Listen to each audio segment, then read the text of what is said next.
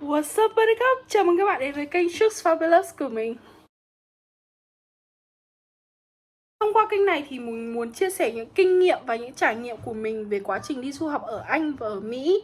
Series đầu tiên mình muốn gửi đến các bạn là series An cư rồi làm gì thì làm. Cũng như ông bà ta thường có câu là an cư rồi mới lạc nghiệp. Chính vì thế cái chuyện ăn ở của du học sinh thì không những các bạn học sinh quan tâm mà được cả rất nhiều phụ huynh quan tâm nữa. Chính vì thế mình sẽ quyết định làm series này để chia sẻ những câu chuyện về việc ăn ở cũng như việc sống hòa đồng với các bạn ở cùng, hoặc là việc chuẩn bị hành trang trong quá trình ở ký túc xá, ở homestay hay là ở nhà riêng nhé. Hồi mình mới đi học đại học ở London thì trường chưa có ký túc xá riêng, thế nên là mình phải thuê ký túc xá tư ở ngoài, ở Bleafield Court trên cái Bethnal Green Line, Central Line ở London á.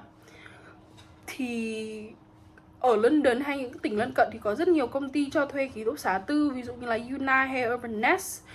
Các tòa nhà ký túc xá thì được chia ra làm từng flat một, gồm có 4 đến 10 bạn ở cùng với nhau. Flat của mình thì thường là có 4 đến 5 bạn, tức là ở cùng với 3 đến 4 bạn nữa ấy. Và có hai kiểu phòng, một là studio, hai là ensuite. Ensuite thì các bạn sẽ có phòng tắm riêng nhưng mà chia sẻ bếp với cả các bạn khác. Còn studio là các bạn có cả phòng tắm riêng cũng như là phòng bếp riêng trong cùng một phòng. Thì mình đã quyết định ở ensuite với giá tiền là 199 đến 220 bảng một tuần tùy theo khu vực. Thì mình nghĩ là so với cái giá cả đắt đỏ ở London thì cái mức giá này khá là phù hợp khi mà các bạn có đầy đủ như là điện, nước, internet, tiền phí bảo vệ, phí dọn dẹp, phí reception, thì nó cũng khá là phù hợp so với cuộc sống đắt đỏ ở London.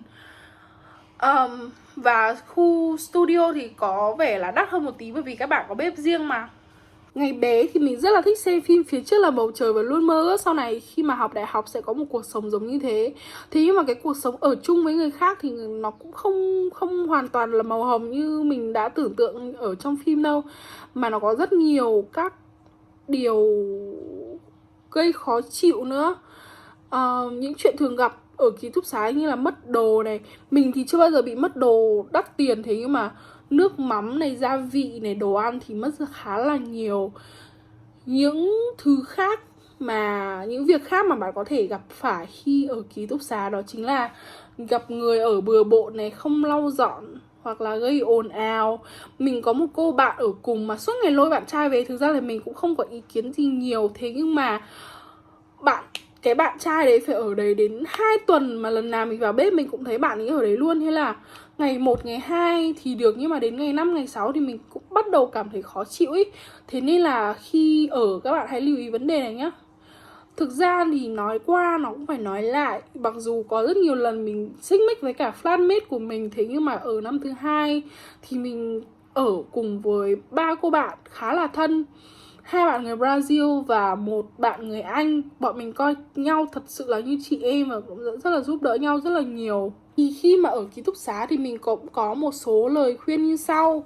Tìm khu nào mà gần trường của bạn này, hoặc là gần khu giao thông công cộng. Thực ra là khi mà các bạn có thời gian rảnh rang thì các bạn sẽ không để ý đến vấn đề này đâu. Thế nhưng mà khi các bạn phải đến trường gấp gáp, khi mà đến trường sớm hoặc là về muộn, thì thực sự ở gần trường nó rất là tiện. Và nhất là ở gần một cái đường đi học thẳng đến trường thì nó rất là tiện. Bạn không phải đổi nhiều tuyến tàu, bạn không phải đổi nhiều tuyến xe. Thế nhưng mà điều này cũng đồng nghĩa với là giá ở có thể nhỉnh hơn, bởi vì đa phần có một số trường ở rất là trung tâm. Thế nên là tùy trường bạn ở và khu bạn ở thì hãy nên cân nhắc. Thế nhưng mà mình nghĩ là nên ở càng gần trường ở càng tốt, mà ở được trong trường thì càng tốt hơn. Nếu các bạn lần đầu tiên đi du học hoặc là lần đầu tiên đến một thành phố lớn như London để ở thì mình thực sự khuyên là nên ở ký túc xá.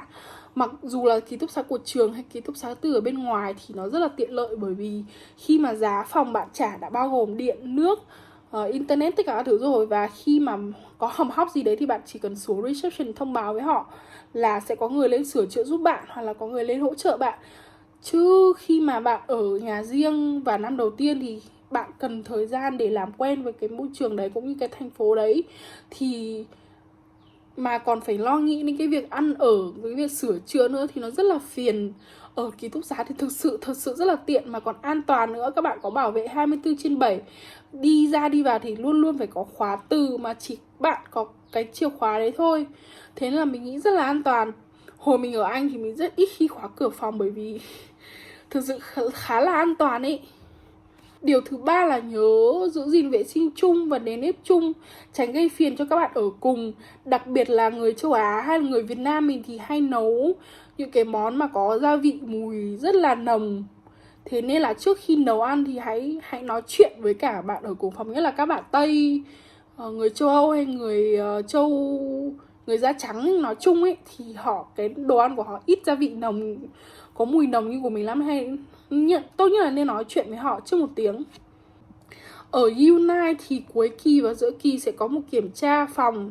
Thứ nhất là người ta kiểm tra xem căn phòng của bạn hay bếp của bạn có hỏng hóc gì hay không để sửa chữa. Thứ hai là người ta muốn kiểm tra xem phòng của bạn có giữ gọn ghẽ hay không, để tránh gây hỏa hoạn, hoặc là trong quá trình có hỏa hoạn thì bạn sẽ không bị cản trở khi mà chạy khỏi hỏa hoạn hay chạy khỏi một cái thiên tai nào đó. Thế nên là hãy giữ gìn vệ sinh phòng của bạn, ít nhất là cũng gọn gàng, chứ đừng vứt bê hê ra, thế là sẽ bị trừ tiền đấy. Khi mà các bạn có khách, nhất là khi có khách qua đêm, thì hãy nói chuyện với cả bạn ở cùng phòng. Mặc dù là khách của bạn là bạn ở trong phòng của bạn, thế nhưng mà khi ra ngoài ăn uống các thứ, hoặc là đi ra đi vào chạm mặt nhau, thì cũng nên nói với cả các bạn ở cùng nhà một tiếng. Nhất là khách ở qua đêm và có sử dụng bếp nhiều thì hãy nên nói với các bạn là sắp tới mình có khách ở từ ngày này đến ngày này, hy vọng bạn không thấy phiền các thứ. Thì thứ nhất là bạn ấy cảm thấy các bạn khác sẽ cảm thấy được tôn trọng, và mình cũng cảm thấy là mình sẽ được cái người khách của bạn sẽ được chào đón một cách niềm nở hơn chẳng hạn. Nếu như mà đây là lời khuyên cuối cùng, nếu như mà bạn ở cùng nhà với bạn ý mà thân thiện thì tốt nhất là nên mời bạn ý, hay nên chủ động mời bạn ý đi chơi, đi đâu đó để gắn kết tình hàng xóm láng giềng với nhau.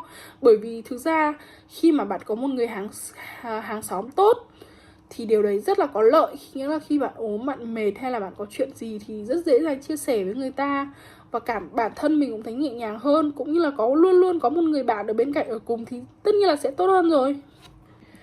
Và thế là kết thúc video đầu tiên của series An cư rồi làm gì thì làm.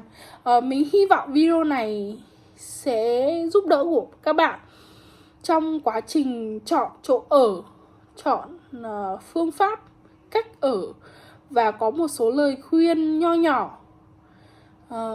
Nếu bạn cảm thấy video này đã giúp đỡ bạn nhiều thì hãy like, share và subscribe cho mình nhé. Hy vọng sẽ được gặp lại các bạn trong một video sắp tới.